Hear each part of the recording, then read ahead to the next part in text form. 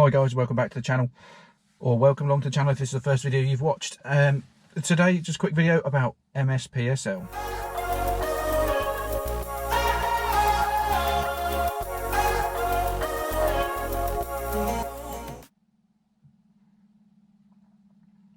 Right, MSPSL, it is one of the fundamentals that you'll get taught when you're driving, and it's been around for a long time. It's not necessarily always taught as explicitly as being told MSPSL, but you will be told these steps that you need to do them, and it's important that you do them in the right order, especially obviously for safety reasons and for making sure that you're doing the right things when you're doing your test. So MSPSL, what does it stand for? So we've got mirrors, signal, position, speed and gear, they go together like hand in glove, and look. So it's your final look. So we'll just quickly run through each of those things and how we apply them. So MSPSL is important because it's used every time that you want to turn left, turn right, go a roundabout, and change direction in any way, generally. Either MSPSL, which is the expanded version, or MSM, which you might have heard of, which is mirror signal maneuver as well. So mirror signal, and then position, speed and gear and look, or mirror signal and maneuver. So the MSPSL is the longer expanded version, gives you a bit more detail around what you should be doing. So we're going to use this, like I said, at the end of a road, turning out of a junction, on our approach to a left-hand turn, on our approach to a roundabout. So really, really important. Okay, so we'll start with mirrors. First thing, as we're approaching the roundabout, whatever it is, whichever way you're looking to move the car, so if we're going to turn right at the end of a road or turn left, so if we're turning right at the end of the road, we'll go with, you're going to check your interior mirror and then your right mirror. Is there anything behind me? How close is it? Is there anything coming around me? Anything that might stop me from doing what I want to do? So with the mirrors as well, we want to make sure we're always checking them in pairs. So you're going to check your interior mirror and then whichever mirror it is for the direction you're going. So in this example, we said we were going to turn right, so it'd be interior mirror first, door mirror second, and then if you were turning left, interior mirror and then left door mirror. Always check them in two. So whenever you're told to check your mirrors, interior first, then whichever way you're moving the car, there's the second one. Second step, signal. Your signal is going to be your indicator in this case. So we're going to turn right at the end of the road. We've done our mirrors, indicate right.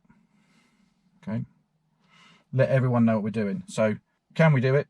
This is what I want to do. The first two steps are mirrors and signal. So can I do it? Nothing stopping me. Signal, letting everybody else know what we're doing. Your position. Now for me, your position's like a silent signal almost. It reaffirms what your intentions are. So if your indicator comes off, when you get to the end of the road, if this is at the end of a road, you're going to position yourself to the right hand side of your lane. So if your indicator does come off, then the people around you should still be able to figure out, well, this person's looking to turn right. If you're going to the left and you tuck in around, following the shape of the end of the road to the left, then if your indicator comes off or you didn't put it on, people are going to know where you're going to go, hopefully. If you're just in the middle or you end up to the right and your indicator has come off or you intend to turn left, people are going to think you're going to turn right, and you could cause yourself some problems there.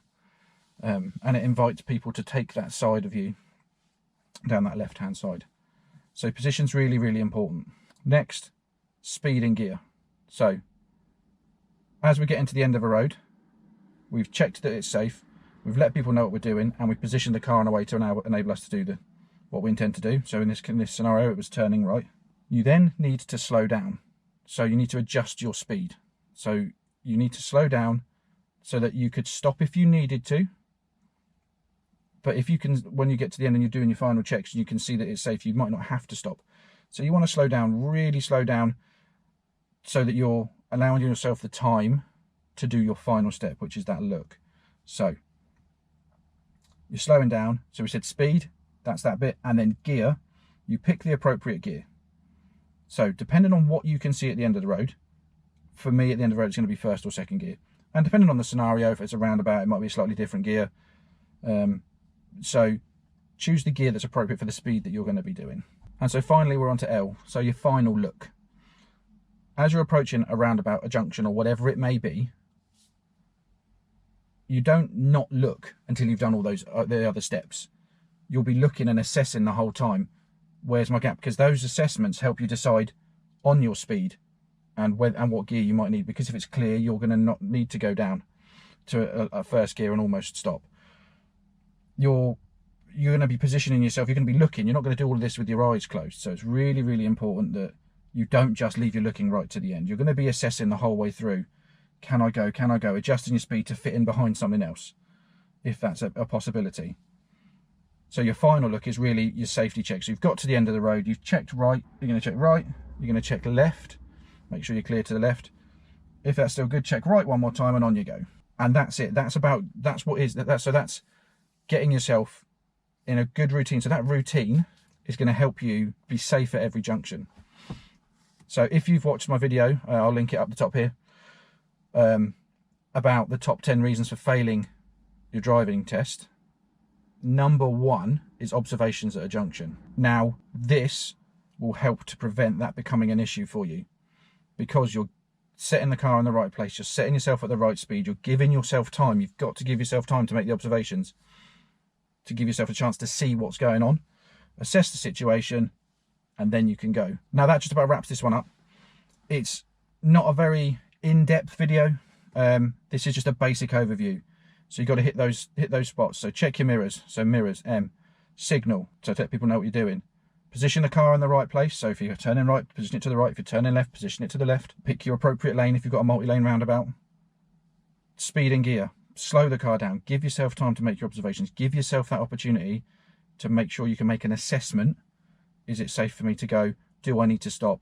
Am I going to then need to change to what gear am I going to then need? So slow yourself down, get yourself into the appropriate gear for the speed that you're doing, and then finally make that final check, make your final look, and off you go. So any questions, stick them in the comments down below, and don't forget to check out my other videos in the series. Right, don't forget as well, if you like the video, give it a thumbs up, and then give us a share and a subscription as well if you can. You click that red button so you get a notification as well, on the bell, so you get the notification that there's another video coming up. Okay, thanks guys, see you all soon.